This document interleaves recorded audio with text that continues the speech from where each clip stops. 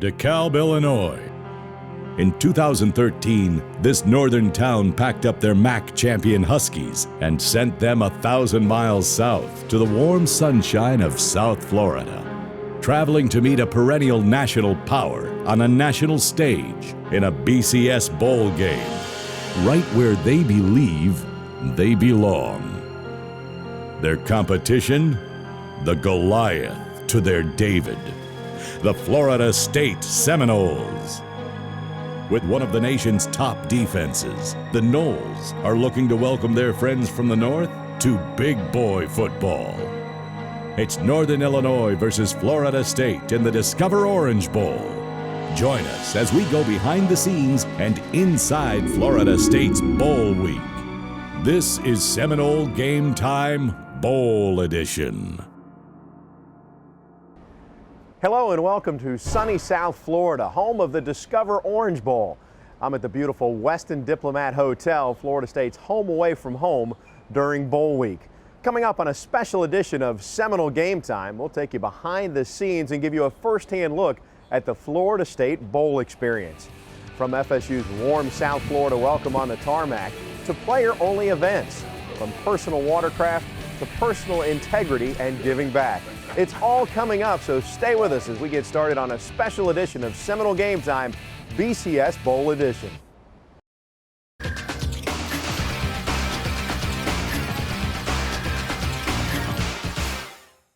The Florida State team arrived in South Florida on Wednesday, December 26th, and was showered with a warm welcome, literally.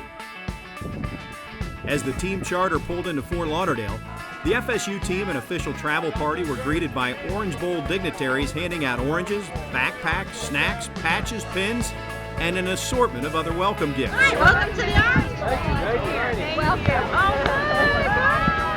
Oh, Florida State would take a quick bus ride to Hallandale to the team's home for the week, the Westin Diplomat Resort. After getting situated, the players and official party were welcomed to South Florida in private welcome events. FSU was greeted with food, fun, and even a custom ice cream cookie maker. And that wasn't the best of it. The highlight of the party was 6 tables worth of bowl gifts ranging from tablets, TVs, watches, all the way to leather recliners. You see, at the Orange Bowl, the players are able to choose their own bowl gifts. Any opportunity you have to make some decisions about merchandise you're going to get for free is always a good problem to have. A good time was had by all as the Seminoles kicked off Orange Bowl week in style.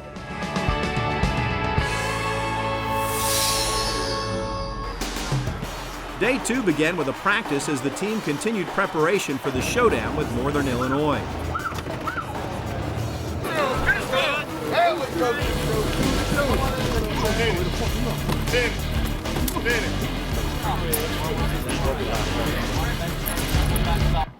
That evening, the team was invited out to Fogo de Chao Brazilian Steakhouse. Always a player favorite, the all-you-can-eat steak, chicken, and pork helped them reach their required daily allowance of protein and then some. So we try to get the football players, both teams, a flavor of South Florida, of what it's all about.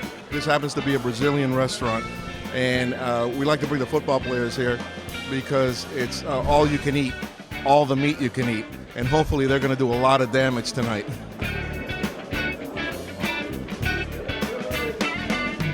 So far, we're having a great time, and we're having a good time. We're ready. We're going to keep the card on green. We ain't stopping it.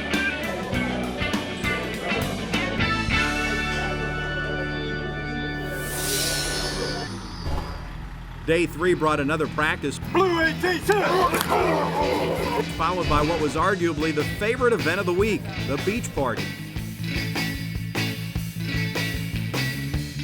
The sand sculptures, food, Cold Stone ice cream, face painting, and caricatures were popular, but couldn't hold a candle to the highlight of the day, personal watercraft.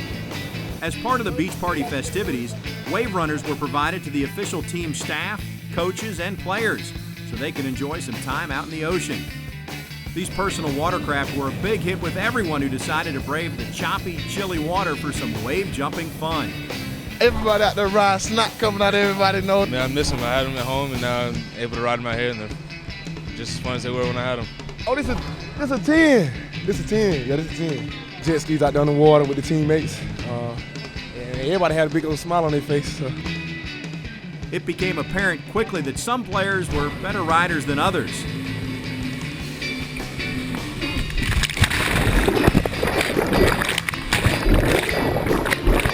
A few times I almost came off. You're going to see it on camera. I almost came off. I fell off one time trying to turn too short, but it was fun, man. Everybody out there having fun. But even if your personal watercraft did happen to toss you in for a quick dip in the ocean, the beach party will be remembered as one of the highlights of FSU's Bowl Week. On day 4, FSU players and staff were able to take part in an event that holds a special place in their hearts, the hospital visit. Florida State would have the opportunity to visit Joe DiMaggio Children's Hospital. Unfortunately, the hospital could only accommodate a limited number of visitors for this event, but Florida State still found a way to double the amount of players attending compared with other teams in the past. I've said this all the time. We have tremendous character kids on our team, and they understand the influence and what they do as an athlete and the influence they can have on certain folks. And just to bring a little joy to a young man or a young girl's heart every day and the families that are here. And we had to turn players away because our bus was full. I mean, a whole team wanted to come. It's been amazing with Florida State. We usually get about half the guys each year showing up to the hospital, and they had to kind of cut it off. When you go to a hospital like this one, it brings hope to your own situation, and the players feel that. One reason the players may feel so strongly about attending the hospital visit is because never far from their mind is the knowledge that one of their own, Jimbo Fisher's youngest son Ethan, is also fighting a similar battle. They get it. And with Coach Fisher, somebody who's they're very close to, having a child that needs incredible care is personal for this team. I know what it's like to have those folks, and you know, when there's dark days and you're sad and you're lonely, and to have someone come in your room and just brighten up your day, whether it's for 5 minutes, 10 minutes, 15 minutes, and give hope and know that there's people out there who really do care. It's a tremendous thing, and like I say, it's tremendous for the kids, but it's also tremendous for the parents and the families. I think it's phenomenal that they come in and visit all the kids. It's unfortunate that the kids have to be here admitted in the hospital, especially during the holiday season. But when they get visitors that care and show that, you know what, you're still in our hearts and in our minds, it makes the biggest difference. We just left the kiddo who said, I like football, but I really don't want to visit. And I said, I think they can cheer you up. And he said, well, okay. And the whole team rushed in there. So I think that's awesome. Today it was all about bringing smiles to a child's face and giving back to the community. I think it puts a lot of things about life in perspective. You know, we're out there working hard, and you know, sometimes guys will complain because you're tired and your body's hurting, but you come here and you see these kids and see what they're going through. You see how truly blessed you are. So it brings a lot of joy to these kids, and it makes you feel a lot better. You know, whether you're tired or not, when you see these kids smile, it brings a lot of joy to your heart. Yeah, there we go. That's a good shot. New Year's Eve day was one of the busiest of the week for the Seminoles. First on the agenda was the Orange Bowl Kickoff Luncheon. Selected players and coaches from both teams attended the official start to the Orange Bowl fan festivities. The luncheon is also where they recognize new members to the Orange Bowl Hall of Fame.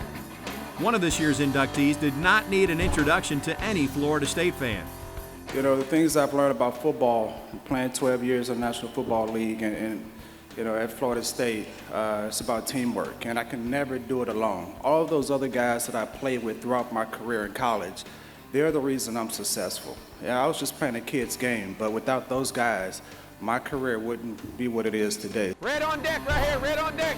Mayday alert, mayday alert. The next team event of the day was the final walkthrough, where the Seminoles put the finishing touches on their preparation for the Orange Bowl. Here and out, because that'll pull the mic up. Go out with him, then get back in there.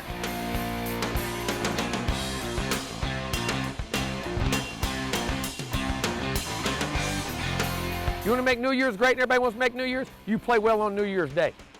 It ain't about tonight. It's about what the opportunity you have in front of you. This team, like I said, has 2 days to live. 2 days to live. And how you finish, and this thing can live for eternity. As the team returned to the Westin Diplomat, New Year's Eve was ramping up all over South Florida, and Seminole fans partied in Fort Lauderdale. But you wouldn't find any players here. For them, the fun was over, and now it's all about the business of winning a BCS bowl game. When we come back to Seminole Gametime, it's game day. Florida State is back in the BCS. Well, the week of Orange Bowl festivities is over, and there's only one thing left to do. It's game day in South Florida. Everybody come ready to play tonight. 15, 14, 12 practice, man. We ain't do that just for nothing. Everybody else at home, chilling with their family, going Christmas shopping. What we doing? Right. We out there grinding. Right. Think about that stuff, man. Everybody can't do what we do. They wish they could, but they can't. We're here for a reason. We got all these pads and all this stuff on for a reason, man. Tell you, embrace this game, appreciate this game, respect this game, and play hard for 60 minutes. This game ain't no different. We just got oranges out here. This for us. The championship out there for us. Let's go. They all right? Let these boys come over from up north and take it from us? No way. No way. Not happening. Not happening. It's not happening. I don't care how this game is. I don't care if we win by a point. I don't care if we win by 80 points. It's a win. We get W. That's what we've been doing the whole year. And we're not changing tonight. Take advantage of the opportunities, fellas. Take advantage. And I love y'all. Let's go. They don't know what we take out from our families to put into this right here, dog. I'm telling y'all, boy, dog, I love you, boy. And I swear to God, everything I got tonight, dog, is going to y'all, boy. I love y'all, boy. Fight for each other! Fight for each other! Fight for each other! Fight for each other! Fight for each other! Fight for each other! What do we? One team, one heartbeat. What we gonna do? Win! Where we lose? Hell no! Where we lose? Hell no! Where we lose? Hell no! On a beautiful night in Miami, both teams would come out of the tunnel with something to prove. Northern Illinois wanted to prove that they belonged, and Florida State wanted to prove that Seminole football had indeed returned to greatness.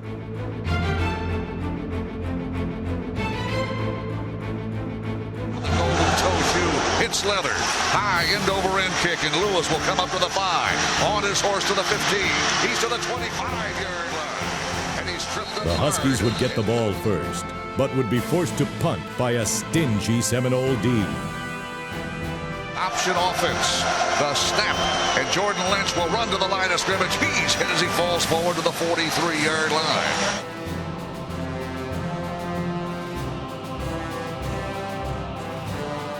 FSU would start their drive at its own 17, and after a big fourth down run by James Wilder to keep the drive alive, a Seminole miscue brought the promising drive to a sudden halt.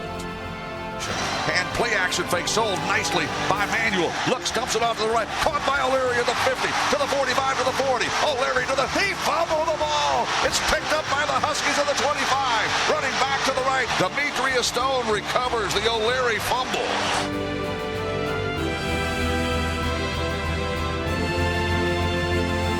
FSU would again hold NIU to a 3-and-out before getting the ball back on its own 5. He did not get the first down. Christian Jones from behind, but a safety, Telvin Smith, clobbered him. After a nice Wilder run for 15 and pass to Greg Dent for 20, Lonnie Pryor would get into the act with some fireworks of his own. Inside handoff, Lonnie Pryor follows a block to the 50. He's down the sideline, 40 to the 30. Pryor to the 20, 15, 10. Touchdown FSU. The fullback takes it to the house. 60 yards for senior Lonnie Pryor. Returning home to South Florida, Lonnie's first touch of the game would set the tone for his Orange Bowl performance as he rips off a 60-yard run for the first points of the game. Sensing that the game could get away from them quickly, NIU mounted its own drive. But the Noles' defense would stiffen, and the Huskies would have to settle for a 25-yard field goal attempt. The snap a good one, the kick airborne, and it is good. And there will be no shutout in tonight's Discover Orange Bowl.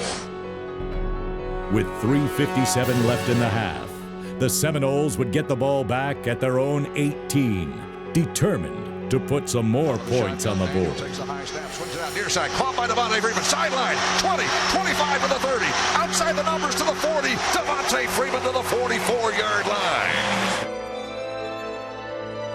Manuel throws a rope, caught by Shaw at the 25. E.J. Manuel has been red hot today. Manuel swing back, near side, After driving 76 yards, FSU would find itself with a 3rd and goal from the 6 with 17 ticks left. Here's the snap. Manuel looking, flushed, moving to his right, throws it toward the end zone. It is caught by Rashad Green. Touchdown, Florida State! Rashad Green with a leaping catch at the pylon. Rashad Green would haul in the E.J. Manuel pass for the Seminoles' 2nd TD of the night and give FSU a 14-3 lead heading into the locker room. Let's run through the finish line, guys. You got 30 minutes of ball together. That's all it is. You understand? Let's make this 30 minutes special together. Let's get the ball, get a great return, lock it up, get down that field. Let's get ready to roll and do the things we got to do, okay? Let's go, control those lines of scrimmage, convert on 3rd down, touchdowns in the red zone, great defense on your end. And every possession ends there. Every possession ends there. Every possession ends there. Let's take care of the ball and get some on defense. Now, come on. Finish right here. Come on. Let's just believe each other. Got 30 minutes together, man. Can't be beat. Finish on 3. 1, 2, 3. Finish.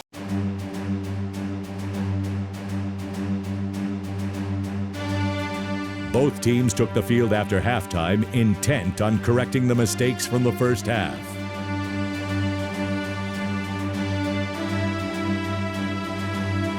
Florida State would get the ball first and didn't want to squander a chance to add to the lead.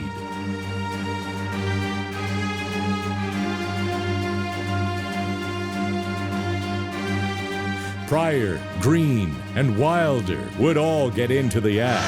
E.J. Manuel hands off to Lonnie Pryor, running left, breaks the 30, 35 to the 40, Pryor to the 50, down the far sideline to the 45, and Jimmy Ward with a touchdown-saving tackle.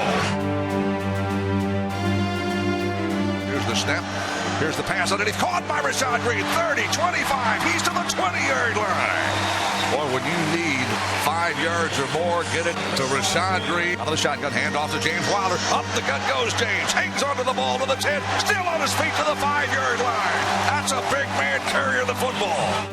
Unable to punch it in, FSU would have to settle for another Dustin Hopkins field goal attempt. Good snap, good hold. Here's Dustin's kick. It is airborne and it is good. And Florida State leads 17-3. NIU quarterback Jordan Lynch, sensing disaster, would put the Husky team on his shoulders, knowing that they desperately needed to put points on the board. Dropping to throw, Jordan Lynch. He's going to run with the ball. He's got daylight to the 30, 25 to the 20. His best run of the game, and he's tackled inside the 11-yard line. The snap, Jordan Lynch dropping, under pressure, gets the pass away, caught in the 5, 3, 2, 1, touchdown, Martell Moore, and the Huskies have scored a touchdown. Lynch's pass to Martell Moore capped an 87-yard drive and brought the Huskies within 7. On the ensuing kickoff, NIU would take the Seminoles by surprise and recover an onside kick.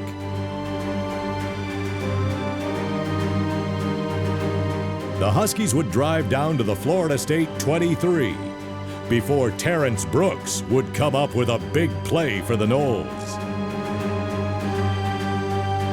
Still looking, under pressure, giving chase as Warner running to his right out, and his pass picked off of the 10 to the 25 to the 30-yard line, intercepted by Terrence Brooks.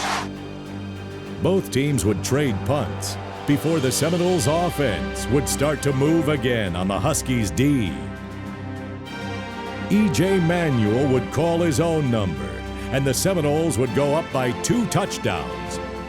Manuel calls his number, quarterback carry to the goal line, touchdown Florida State. E.J. Manuel takes it to the house, touchdown FSU.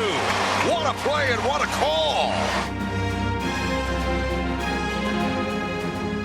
Helped by a pass interference call, Northern Illinois would start to drive into Seminole territory before Xavier Rhodes would put an end to the Huskies' quest.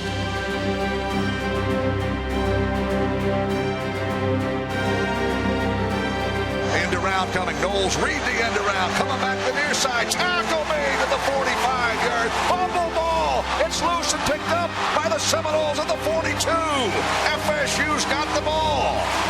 It would only take FSU 2 plays to reach pay dirt as Lonnie Pryor continued his MVP performance. Here's the snap, inside hand on Lonnie Pryor, big hole, 30, 25 to the 20, he's to the 15, 10, 5, touchdown Florida State. Lonnie Pryor's got 2, he's over 100 yards. Florida State would extend their lead again, and then the Seminole defense would take over on the Huskies' next 2 possessions.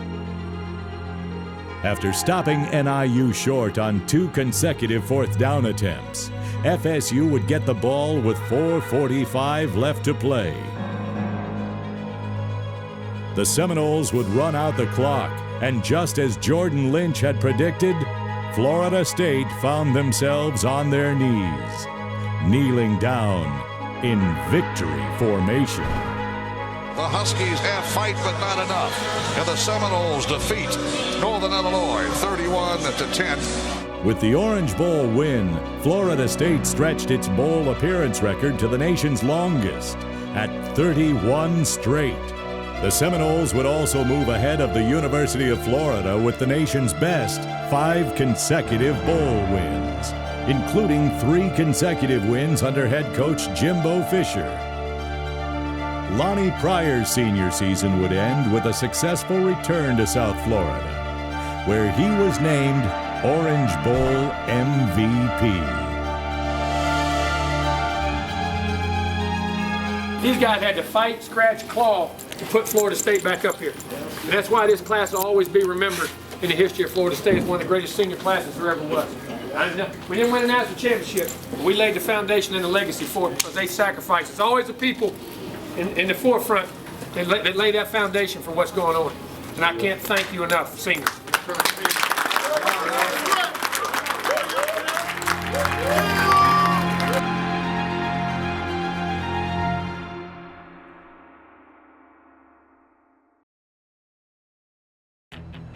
Welcome back to Seminole Gametime BCS Bowl Edition. Well, Bowl Week is over and Florida State is all packed up and ready to head home. And not only did the Seminoles collect another bowl victory to add to the program's illustrious history, but these players, this program had a week that won't soon be forgotten. A great week for all involved. We hope you've enjoyed our special all-access look at the Florida State Bowl experience. Remember, you can follow the Seminoles all year round right here on Sun Sports. Thanks for joining us, and I'll see you next time. Happy New Year, everyone.